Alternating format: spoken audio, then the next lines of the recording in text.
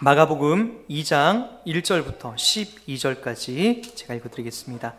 수일 후에 예수께서 다시 가버나움에 들어가시니 집에 계시다는 소문이 들린지라 많은 사람이 모여서 문 앞까지도 들어설 자리가 없게 되었는데 예수께서 그들에게 도를 말씀하시더니 사람들이 한 중풍병자를 네 사람에게 메어가지고 예수께로 올세 무리들 때문에 예수께 데려갈 수 없으므로 그 계신 곳에 지붕을 뚫어 구멍을 내고 중풍병자가 누운 상을 달아내리니 예수께서 그들의 믿음을 보시고 중풍병자에게 이르시되 작은 자야 내 죄 사함을 받았느니라 하시니 어떤 서기관들이 거기에 앉아서 마음에 생각하기를 이 사람이 어찌 이렇게 말하는가 신성모독이로다 오직 하나님 한 분 외에는 누가 능히 죄를 사하겠느냐 그들이 속으로 이렇게 생각하는 줄을 예수께서 곧 중심에 아시고 이르시되 어찌하여 이것을 마음에 생각하느냐 중풍병자에게 내 죄삼을 받았느니라 하는 말과 일어나 내 상을 가지고 걸어가라 하는 말 중에서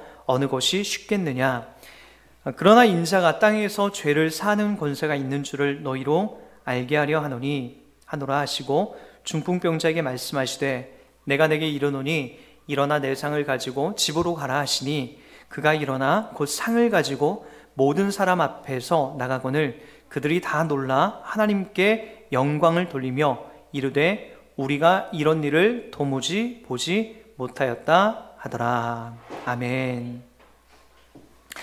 예, 우리는 이 본문 말씀을 이제 3주째 같이 나누고 오늘도 죄사하는 권세라는 세 번째 시간을 우리가 함께 보내고 있습니다.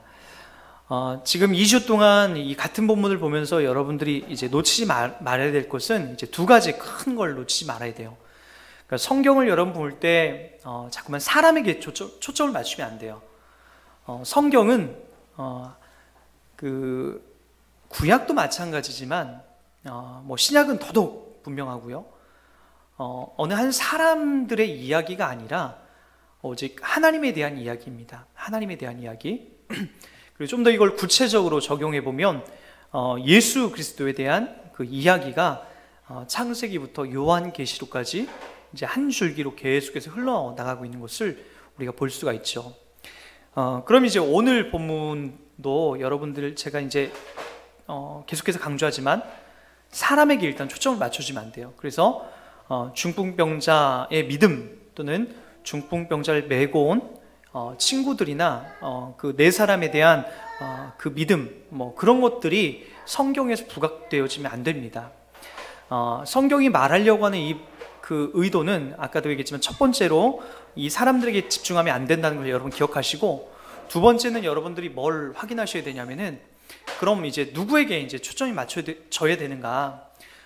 당연히 이제 사람이 초점이 아니면 바로 이제 예수 그리스도에게 이 모든 것들이 이제 초점을 맞춰줘야 된다라는 거죠. 그래서 여러분들이 성경을 보면서 이제 이렇게 자꾸만 이제 실수하고 착각하는 게 뭐냐면은 사람에게 초점이 맞춰지다 보니까 여러분들이 어떻게 되냐면 그 아브라함처럼 내가 못 되는 아브라함처럼 되지 못하는 그 모습 때문에 여러분들이 좌절을 해요. 그러니까 또는 이제 그 사도 바울처럼 내가 그렇게 못하고 있는 것에 대해서 좀 한탄이 되고 원망이 돼요. 그래서 여러분 자꾸만 신앙생활이 어떤 식으로 여러분들 해석을 하게 되냐면은 내가 뭔가 이 진리 안에 서 있지 못하는 것 같다. 그러니까 자꾸만 성경에 나오는 인물들에게 여러분들이 초점을 맞춰지게 되면은 내가 자꾸만 하나님의 자녀가 맞나 또 내가 진리 안에 들어온 사람이 맞나라는 것으로 자꾸만 여러분 자신을 이제 의심하게 된다는 거예요. 저는 이제 오늘 또 이제 이 수요예배 가운데 우리 뭐 효경이가 왔어요. 효경이가 이제 와서 그 오늘 뭐 너무나 예쁘죠? 착하고 그 신앙생활이 이제 시작한 지가 얼마나 됐냐면요. 본격적으로 한 것이 뭐 불과 몇 개월 안 돼요. 그리고 이제 여기 있는 우리 효경이는 과거 몇 년 전만 해도 교회를 왜 가야 되는지 그리고 교회 다니는 사람들은 조금 이상한 사람 그리고 이제 본인 스스로가 이제 안티크리스찬으로서 기독교와는 반대에 서 있었던 그런 사람이죠. 그런데 지금은 이제 효경이가 이 수요 예배에 와 있어요. 한 1000명 모이는 그 교회 가봐도요, 수요일 날 나오는 그 예배 인원은 100명도 채 안 됩니다. 보통 그래요. 근데 이제 뭐 우리 교회 이제 개척교회인데 불구하고 뭘 적선하고 도와주려고 효경이가 오는 게 아니라 자꾸만 이제 저 친구하고 얘기하다 보면 그런 얘기를 해요. 그 하나님이 도대체 누군지 점점 알고 싶고 그 하나님의 은혜가 점점 느껴진다라는 이야기를 많이 해요. 그리고 어느 순간 이제 집에 가서도 아버지하고 대화하고 이야기하는 것들을 들어보면은 그런 이야기들이 주류를 이루고 있기도 하고요. 그 안에 효경이나 우리들도 마찬가지죠. 그 안에 우리를 바꿔가고 우리를 변화시키는 것은 사도 바울이 아니라 아브라함이 아니에요. 그러니까 그걸 거기다 목적을 두고 우리가 아브라함처럼 되자, 사도 바울처럼 되자라고 하는 어떤 종교적이고 그리고 나의 열심 있는 것들이 그걸 변화시켰던 게 아니라, 변화시켜서 거기까지 가는 게 아니라 나를 근본적으로 그렇게 바꿔놓은 것은 바로 예수 그리스도인 거죠. 그래서 몇 년 전까지만 해도 하나님이 어디냐, 그리고 교회는 다 사기꾼의 집단들이 아니냐라고 했던 자가 이 수요예배 나와서 하나님 말씀을 듣고 하나님을 알아보고 싶어하는 욕망과 그 욕심으로, 그 마음으로 가득 채워지고 있다는 거죠. 하나님이 그렇게 일하시는 거예요. 그러니까 성경을 여러분들이 보면서도 좋아요, 어느 인물들의 잘한 점은 우리가 본받고 따라가야 되고 그리고 이제 모델로 삼아야 되는 것도 있지만 거기에만 우리가 집착하게 되면 우리가 좌절하게 된다고요.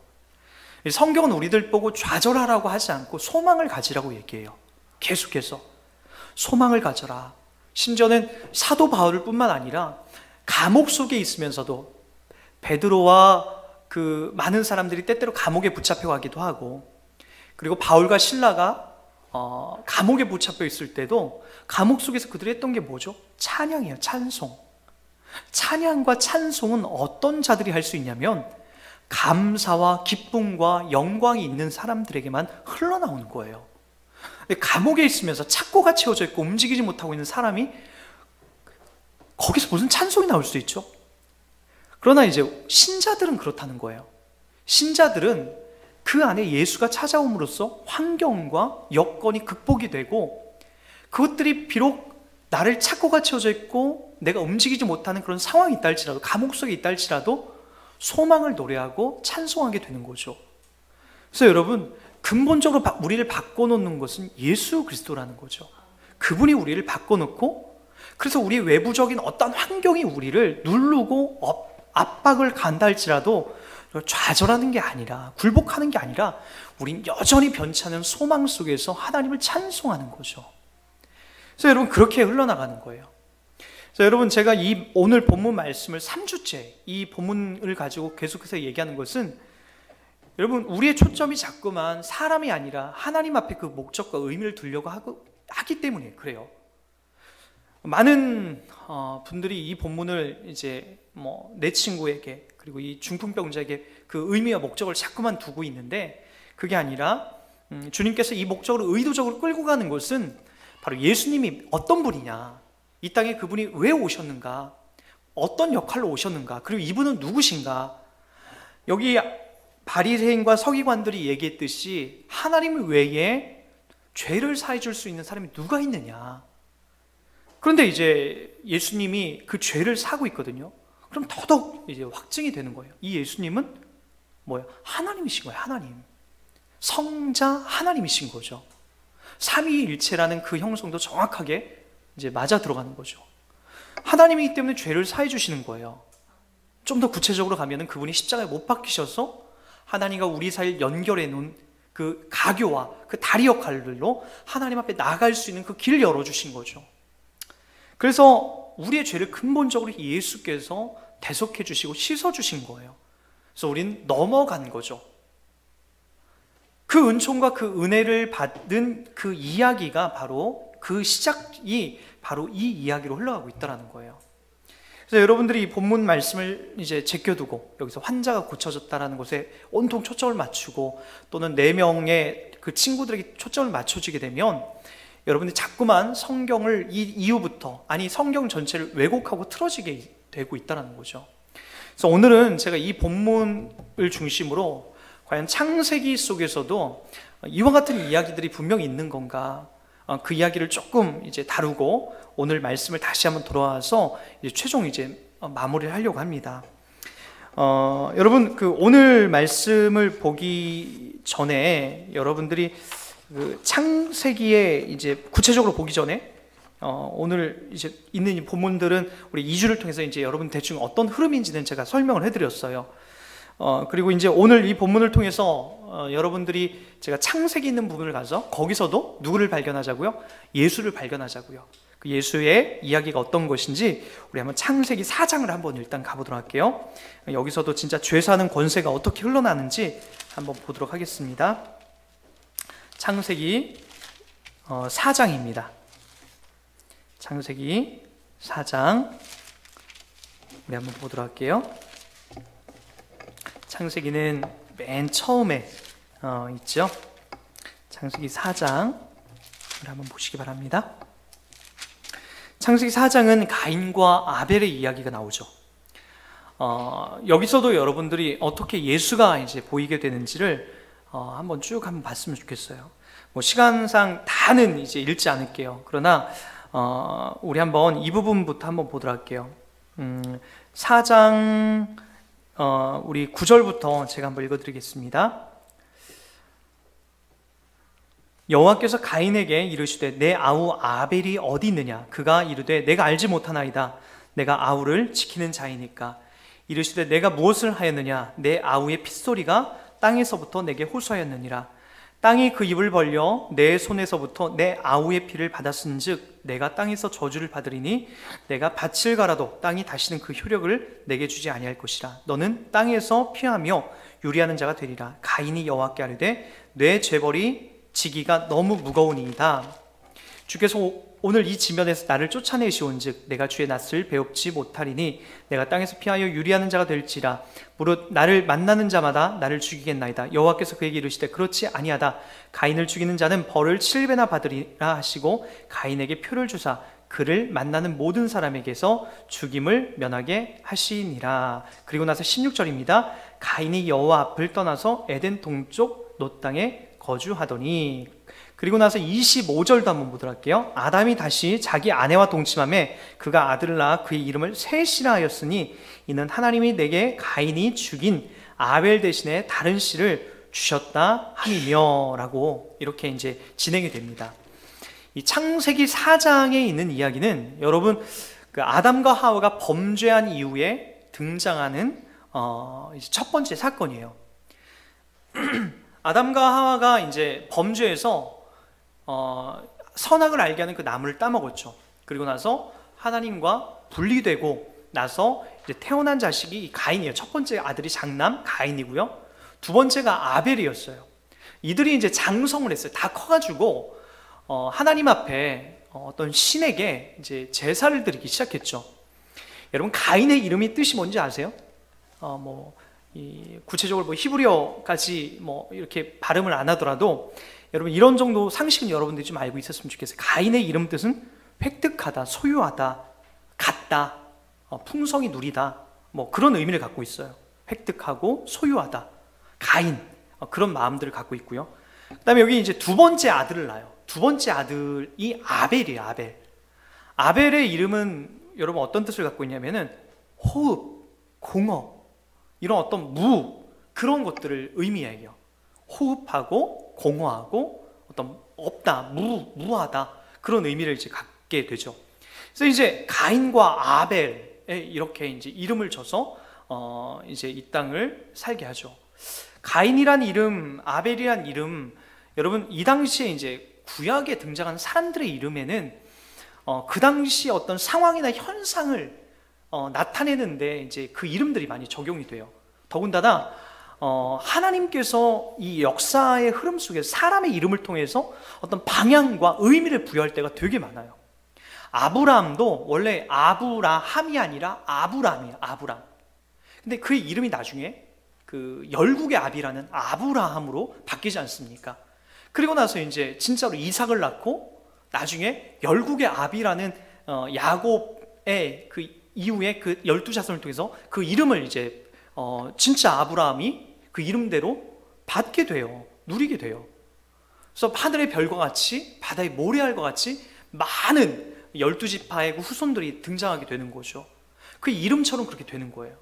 그 이름처럼 그렇게 만들어졌던 거예요. 그래서 하나님이 그 이름을 그 당시에 성경에 기록되는 것은 그 상황과 그 사건에 어떤 분명한 어떤 개연성이 있다는 거예요. 자, 우리가 이 본문을 볼 때에 여러분들이 꼭 봐야 될 것이 뭐냐면은 지금 하나님과 인간이 어떻게 됐다? 분리됐다라는 거예요. 하나님과 인간이 에덴에서 행복하게 지내다가 선악을 알게 하는 그 나무를 따먹고, 제가 좀 과격한 표현일런지 모르지만 하나님이 왜 선악을 알게 하는 나무를 만들어 놓으셨을까요? 그것도 저쪽 그 선악을 알게 하는 나무를 땅속, 기왕이면 사람이 따먹을 것 같으면 동산 중앙에다 놓으면 안 되잖아요. 최소한 저쪽 아주 그냥 사이드에다 심겨 놓든지, 아니면 땅속에다 파묻어 놓든지, 아니면 높은 하늘 꼭대기에다가 올려놔서 사람이 접근을 못하게 해놔야 되잖아요. 그러나 동산 중앙에, 그러니까 아담과 하와가 생활하는 그 거점에 가장 가까운 곳에 매일 눈 뜨면 보게끔 하나님이 그 과일, 선악을 알게 하는 나무를 거기다 만들어 놓으세요. 그 이유는 뭘까요? 제가 보기에는 하나님께서 역사의 주관자이시기 때문에 역사 속에서 우린 앞으로 어떻게 될 일들은 모르지만 하나님의 입장에선 미래에 될 일들을 아시잖아요. 하나님이 선악을 알게 하는 나무를 만들어 주시면서 그걸 따먹을 줄 알았을까요? 몰랐을까요? 성경은 그거에 대해서 정확하게 얘기하진 않아요. 따먹으려고 하나님이 만들어 주셨다, 그건 안 나오지만, 그러나 우리가 하나님의 입장에서 잠깐만 생각해 보자. 감히 죄송하지만 하나님의 입장에서 잠깐만 생각해 보자면 하나님은 미래의 일을 알고 계시기 때문에 아담과 하와가 그걸 따먹을 것을 아셨다라는 거예요. 아셨음에도 그것을 준 이유가 뭘까요? 아셨음에도? 하나님께서 아셨음에도 그것을 주겠다라고 하는 것은 그것을 통해서 너희들 골탕 먹이고 멸망하고 다 죽이려고 하는 것이 아니라 하나님의 구원의 계획, 이 구속의 계획들을 하나님이 전개해 나가는 그 방향을 거기서 또 만들어 가겠다. 하나님이 천국, 진짜 천국의 백성으로 데려가는 그 이유와 그 방법에 대해서 하나님이 어떻게 하실 건지에 대해서 암시어 보여주고 있다는 거죠. 마치 지난주 주일 오후 예배 때 제가 그 얘기를 하지 않았습니까?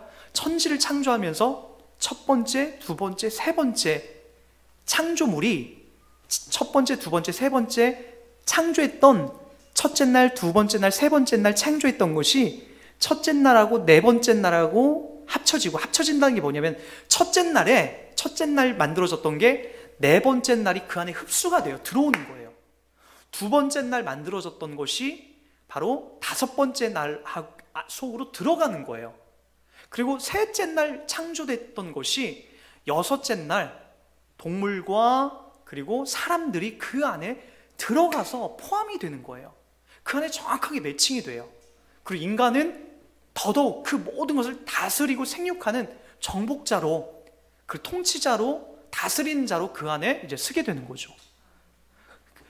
이 의미가 뭐냐면 하나님께서 뭘 얘기하려는 거냐면은 이 창조의 그 그림을 통해서도 하나님이 이 안에 구원의 구속의 개념들을 만들어 놓은 거예요. 첫째 날이 셋째 날을 포함하고 그 안으로 들어가는 거예요. 빨려 들어가는 거예요. 그러니까 여러분 우리는 나중에 하나님 나라로 들어가는 거잖아요. 빨려 들어가는. 물론 지금 우리가 이 땅을 살면서도 하나님 나라를 살고 있어요. 그러나 이 땅은 우리가 실제적으로 완벽하게 하나님 나라를 보고 있는 나라는 아니잖아요. 그분과 우리가 동행하는 것이지 우리가 여전히 세상에 노출되어 있고 죄악에 노출되어 있고 여전히 불완전한 모습이잖아요. 완전한 모습은 이 땅의 마지막 심판, 백보자 심판이 끝나고 나서 하나님 나라에 들어가면서 그때 완벽한 이 에덴이 회복되고 만들어지는 거 아닙니까? 이 땅에서도 물론 주님과 동행하는 것이 그분이 우리 안에 계셔서 천국을 사는 건 맞아요. 그래서 그 어디나 하늘나라가 맞아요. 나 진짜 우리가 죽은 다음에, 우리 생명이 끝난 다음에 가야 될 그곳이 바로 바로 하나님 나라가 아니냐는 거예요. 그곳을 우리가 빨려 들어가는 거예요. 여러분, 그래서 나중에 이 아담과 하와가 선악을 알게 한 나무를 따먹고 멸망 가운데 서요. 하나님이 그걸 의도적으로 만들어 가시는 것 같아요. 아니, 만들어 가세요. 그리고 나서 하나님이 내몰라라 하는 것이 아니라 누구를 보내냐면 원시복음이죠. 창세기 3장 15절을 잠깐 보세요. 창세기 3장 15절입니다. 제가 읽어드릴게요. 내가 너로 원수가 되게 하고 내 후손도 여자의 후손과 원수가 되게 하리니 여자의 후손은 내 머리를 상하게 할 것이요 너는 그의 발꿈치를 상하게 할 것이니라 하고, 또 13 여기 보면 15절에 그렇게 나와요. 여자의 후손은 누구죠? 성경에서 여자의 후손은 예수 그리스도예요. 그분만이에요. 그분이 뱀의 머리를 밟겠다라는 거예요. 결국에는 예수 그리스도가 승리하겠다라고 하는 그 원시 복음을, 원시라는 것은 여기서 맨 처음에 시작된 복음을 말하는 거예요. 인간이 타락하고 더 이상 답을 못 내릴 때에 하나님께서 답을 제시하시는 그 원시 복음, 맨 처음에 시작된 그 복음의 이야기가 여기에 이렇게 기록되지 않습니까? 그 이야기를 통해서 바로 사람들을 구해내는 거예요, 하나님이. 그래서 어떻게 해요? 구해내서 하나님 나라로 가는 거예요. 하나님 나라로. 에녹이 그랬던 것처럼, 엘리야가 그랬던 것처럼 그렇게 그곳으로 가는 거예요. 성경에 그들이 올라간 것은 잘해서 올라간 게 아니라 하나님이 진짜 우리를 그렇게 데려가겠다라고 하는 것을 그림으로 보여주는 거죠. 너희들 그렇게 갈 거야. 너희들도 그렇게 가는 거야. 라고 하면서 그 그림들을 종종 보여주는 거예요. 여러분, 그 이스라엘 백성들에게 하나님이 그들이 타락하고 죄를 짓고 그냥 나몰라라는 게 아니라 하나님이 계속해서 개입하시지 않습니까? 그래서 오늘 이 가인과 아벨의 이야기를, 제가 오늘 죄 사는 권세 이야기를 하면서 이 부분을 하는 이유가 있어요. 창세기도 여전히 바로 이 죄 사는 권세가 흐르고 있다는 걸 얘기하고 싶어서 그래요. 하나님께서 타락한 인간들에게 그냥 끝내고 그냥 뭐 다 취소하고 포기하는 게 아니라 여전히 아버지가 돼서 그들을 거두가세요. 그들을 지키시고 돌봐주시고 있다는 거예요. 그래서 오늘 가인과 아벨의 이름도 여러분 잘 보세요. 가인의 이름 뭐라고요? 획득하는 자, 소유하는 자. 획득하고 소유하는 자가 그의 제사의 모습도 그렇게 등장을 해요. 그가 어떻게 제사를 하죠? 자기의 욕심대로, 하나님 아버지의 원하시는 대로가 아니라 자기가 의도하고 자기가 원하는 대로 그렇게 하나님 앞에 제사를 해요.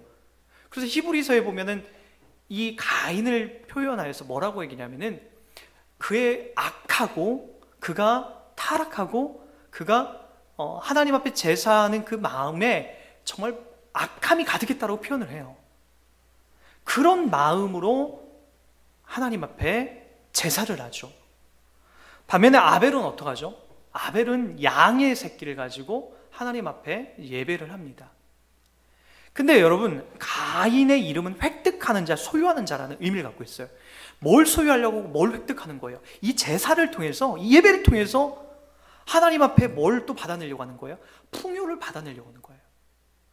농사를 지으면서, 그리고 내가 여러 가지 것들을 키우면서 그거에 대한 풍요를 또 받아내려고 하는 거예요. 나중에 이 흐름이 누구에게 흘러가냐면은 나중에 가나안 땅에 들어가니까 바알과 아세라, 그렇죠.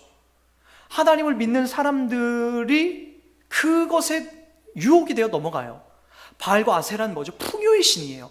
농사를 잘 지게 하고 비를 내리게 해서 풍요를 누리게 하는 그 가인이 취했던 그 방법과 그 삶을 그대로 쫓아갔던 이 바알과 아세라를 섬겼던 가나안 족속의 사람들의 이야기가 바로 나중에 우리 가운데 또 이야기가 흘러나가지 않습니까?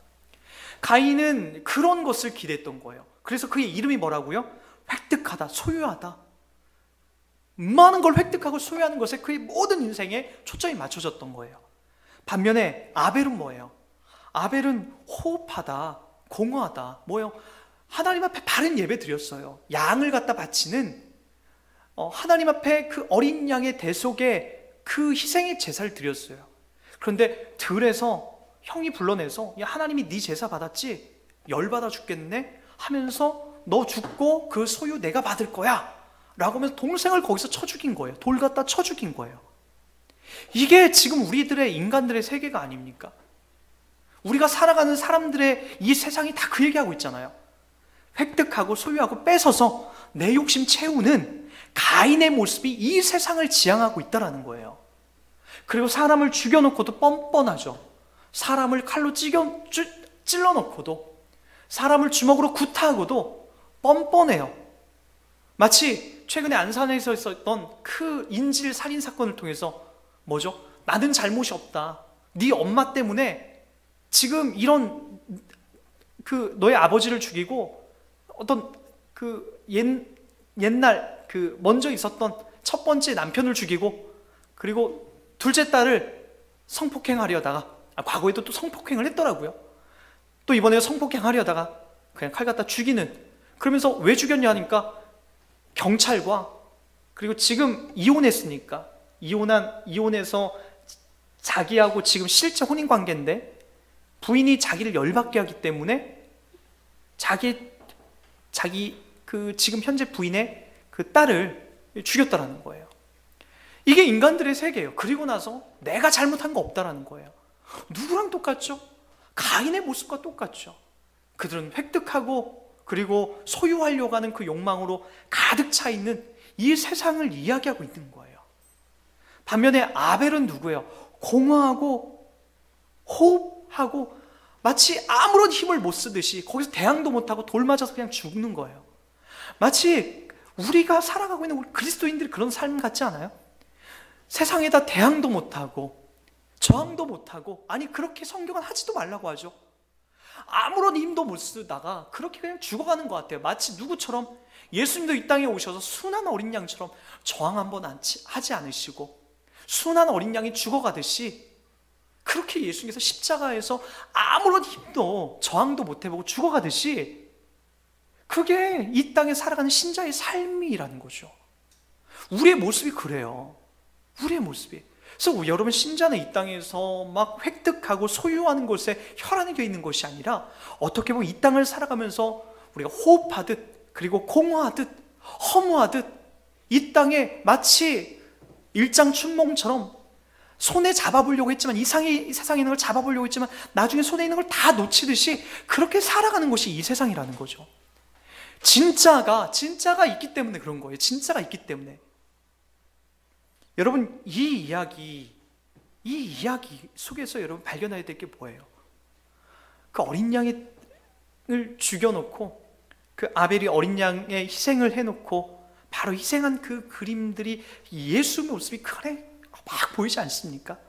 그럼 한번 보십시오. 거기서 그냥 끝나는 것이 아니라, 그렇게 해서 게임 끝 하는 것이 아니라 오늘 가인에게 하나님이 들이닥칩니다. 그리고 어떻게 하죠? 가인에게 들이닥쳐서 그를 쫓아냅니다. 어디에서 쫓아내죠? 우리 한번 보도록 할까요?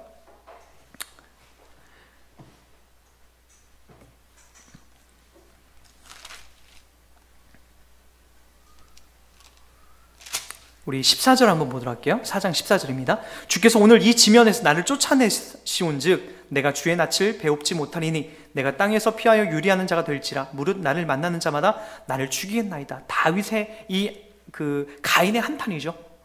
주께서 나를 이 지면에 농사 짓고 먹고 마시는 이 지면에 쫓아내. 그래서 여러분, 이 땅에 살아가는 사람들이 이와 같은 사람이에요. 마음 들 곳도 없고 나그네와 같고 유리하는 자 같고 이 세상에 있는 것들을 그대로 대변해주고, 여기 또 뭐라고 나오죠? 또 많은 사람들이 나를 만나는 자마다 나를 죽이겠나이다. 불안 속에서 살아가고 있는 이 세상에 있는 사람들의 모습들을 그대로 보여주고 있다는 거죠. 여러분, 이 이야기가 여기서 딱 끝나는 것이 아니라, 그리고 이 다음에 흘러나오는 게 뭐냐면 하나님이 누구를 준비하는지 아십니까? 바로 우리가 아까 읽었던 25절에 바로 셋이라는 사람을 준비를 시켜요. 아담이 다시 자기 아내와 동침함에 그가 아들을 낳아 그 이름을 셋이라 하였으니 이는 하나님이 내게 가인이 죽인 아벨 대신에 다른 씨를 주셨다 함이며, 이 셋의 이름의 뜻이 뭐냐면 대신이에요. 대신 주셨다. 대신했다. 누구를요? 아벨을 대신했다라는 거예요. 그래서 실제적으로 믿음의 사람들, 여기서 세상 사람들이 가인이 아벨을 죽였기 때문에 이제 아벨은 없어 라고 우리가 그렇게 착각할런지 모르지만, 그게 아니라 하나님이 또 만들어내더라는 거예요. 하나님의 신실한 약속을, 하나님의 백성들의 그 이야기들을 하나님이 만들어가더라는, 그 역사를 만들어가더라는 거예요. 세상이 아무리 우리를 공격하고 우리를 넘어뜨린다 할지라도 결국에는 하나님이 만들어 가시더라는 거예요. 셋을 또 낳게 하셔서 대신이라는 게 누구예요? 아벨을 대신할 것이다. 아벨이 끝난 게 아니라 그를 대신하여서 셋을 만들어서 하나님의 나라와, 그리고 하나님의 백성을 구해내는 그 이야기와, 하나님이 저 천국 백성 인도해 나갈 그 이야기들을 앞으로도 만들어 가더라는 거예요. 이 이후에 등장하는 노아 사건도, 그리고 아브라함 이야기도 다 그 이야기예요. 하나님이 구해낸다, 하나님이 살려낸다라는 이야기로 가득가득 이야기를 하고 있다는 거죠. 다시 오늘 우리 본문으로 돌아올게요. 우리 본문으로 돌아오면은 마가복음 2장 한번 보세요. 10절 우리 다시 한번 보도록 할게요. 10절입니다. 마가복음 2장 10절. 그러나 인자가 땅에서 죄를 사는 권세가 있는 줄을 너희로 알게 하려 하노라 하시고 중풍병자에게 말씀하시되 내가 내게 이르노니 일어나 내 상을 가지고 집으로 가라 하시니. 이 땅에 주님이 우리가 천국에 가기 위해서 이 땅에 살다가 천국에 가기 위해서 가장 중요하게 우리 해결받아야 되는 것은, 그것은 죄인이 가는 곳이 아니에요. 천국이라는 곳은 죄인이 갈 수 있는 곳이 아니에요. 거기는 의인이 가는 곳이에요. 여러분들은 죄인입니까? 의인입니까? 좀 무섭죠? 여러분들이 지금 하루하루 살아가는 모습들을 보면 내가 분명히 죄인인데, 그죠? 오늘만 해도 여러분 자신을 돌아보세요. 오늘도 내가 하나님의 자녀로서 마땅히 해서는 안 될 일들이 얼마나 많았습니까?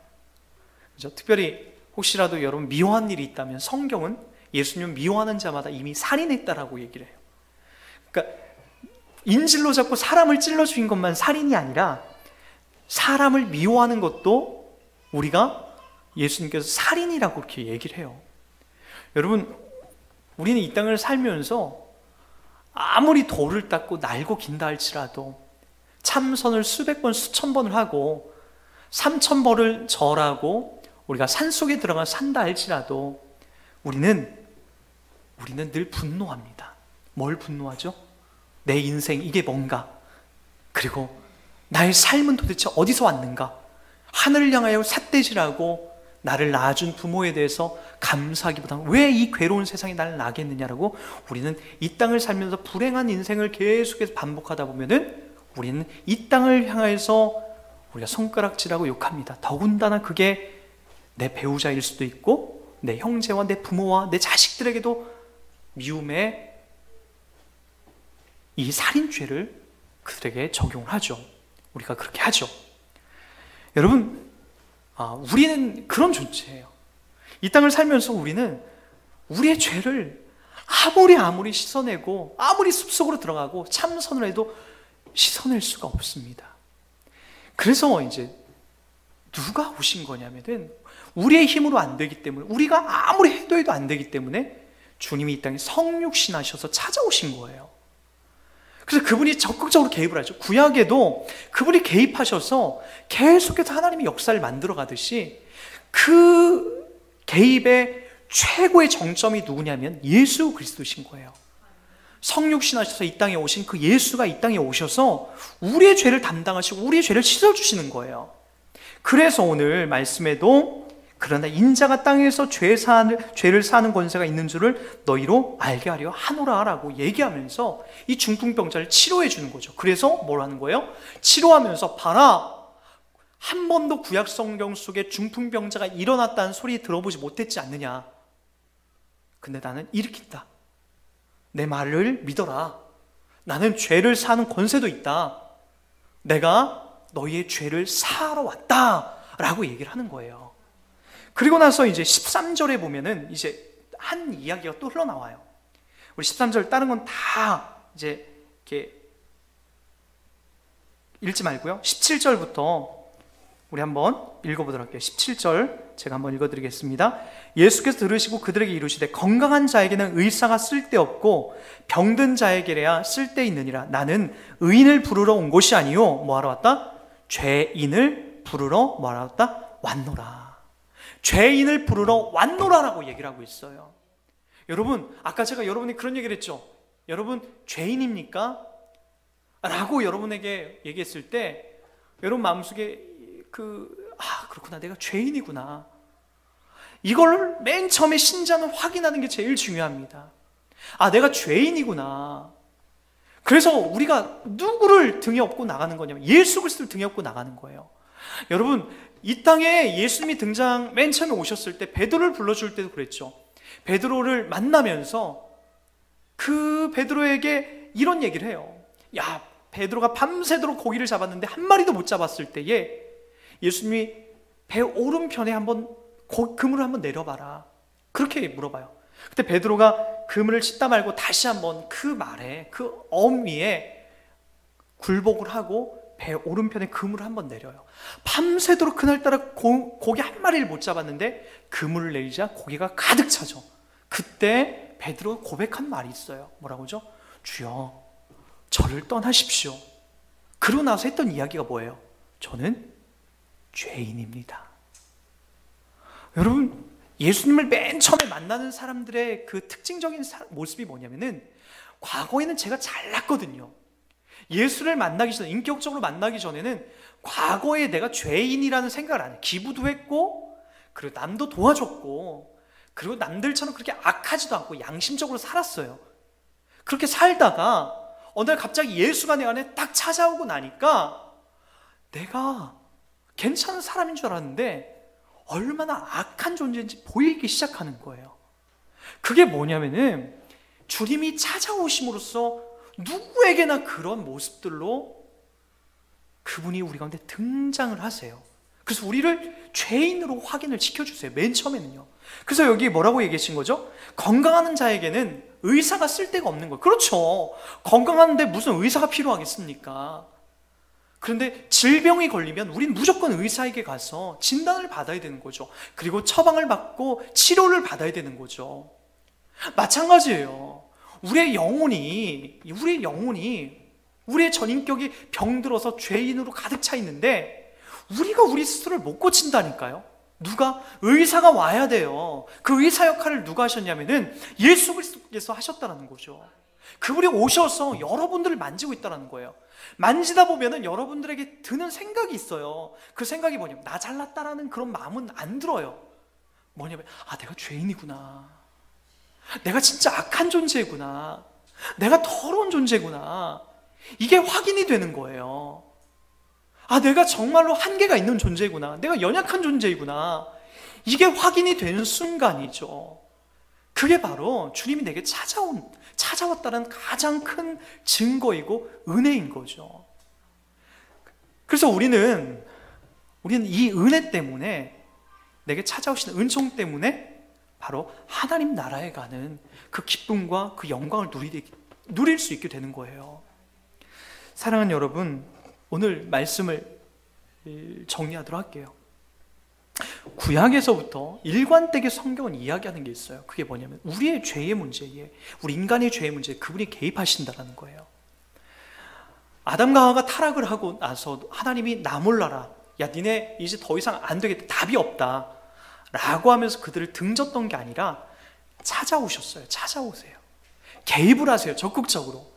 가인과 아벨의 사건 속에 하나님이 적극적으로 개입을 해서 아벨이 죽었음에도 불구하고 세상의 욕망에, 세상의 욕심 속에서 아벨이 바르게 살다가 돌 맞아서 죽었음에도 불구하고 하나님이 끝났다, 아벨이 죽었으니까 끝이 아니라 누구를 만들어내냐면 셋을 통해서 하나님의 구속사에 이 길을 열어가신다는 거죠. 그리고 다 끝난 줄 알았는데 또 아브라함을 불러내서 하나님의 구원의 이 믿음의 법칙을 연결해 나가신다는 거죠. 그리고 그 정점에 누가 서 계시냐면은, 그 끝물에 맨 마지막에 누가 서 계시냐면은 바로 예수 그리스도가 이 땅에 성육신하러 오세요. 그리고 그분이 오신 목적이 뭐라고요? 내가 죄인을 부르러 온 곳이, 내가 의인을 부르러 온 곳이 아니라 바로 내가 죄인을 부르러 왔다.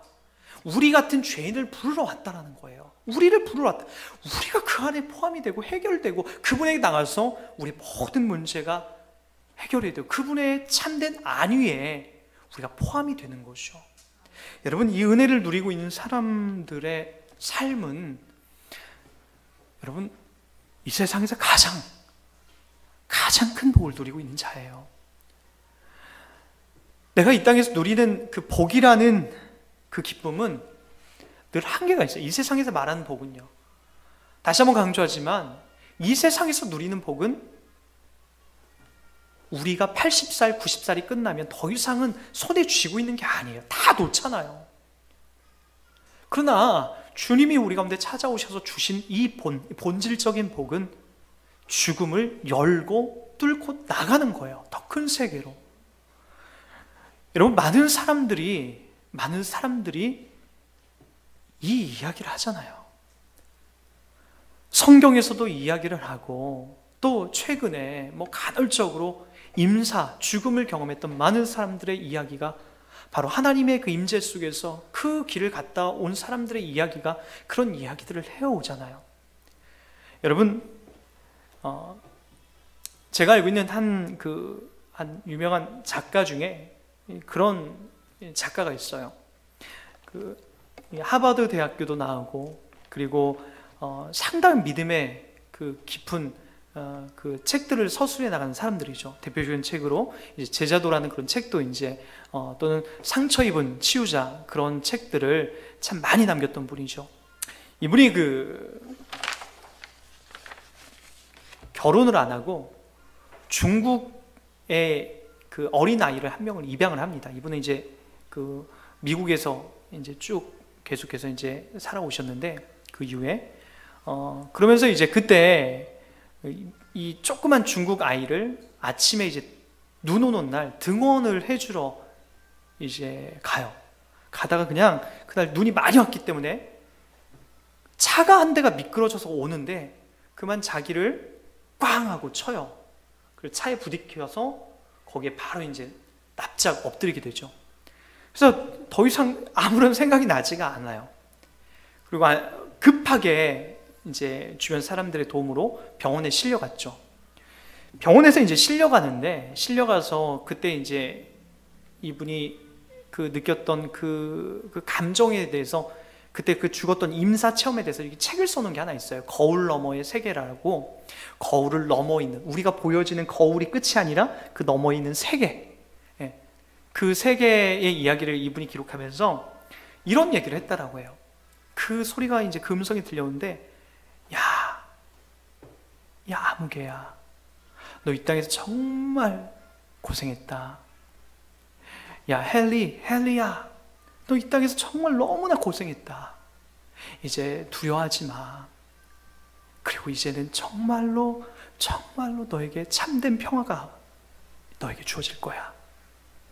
그 목소리가 얼마나 따뜻한지, 이 땅을 살면서 그 사람이 지식인이고 상당히 똑똑한 그 세상에서 대접받고 살던 그 사람이 그래도 이 땅을 살면서 얼마나 많은 핍박과 억울함과 답답함과 이해 못할, 그리고 깨닫지 못할 그런 것들이 이 땅에 얼마나 많습니까? 이 땅을 살면서 그런 모든 두려움들이 일순간에 다 내려지고, 고생했다, 평안하라, 안식해라 라고 하는 그 소리에 이 땅에서 고생했던, 이 땅에서 당했던 서글픔들이 그냥 한순간에 다 지워지더라는 거예요. 그리고 그 소리에 매료돼서 더 이상 이 세상을 바라보지 않아도 되는 그 기쁨으로 가득가득 채워졌다는 거죠. 근데 현실은 다시 심장이 다시 뛰고 이 땅에 태어나서 그분이 그때 그 경험들을 글로 남겼던 그 아주 짧은 책이 이 거울 너머의 색이었죠.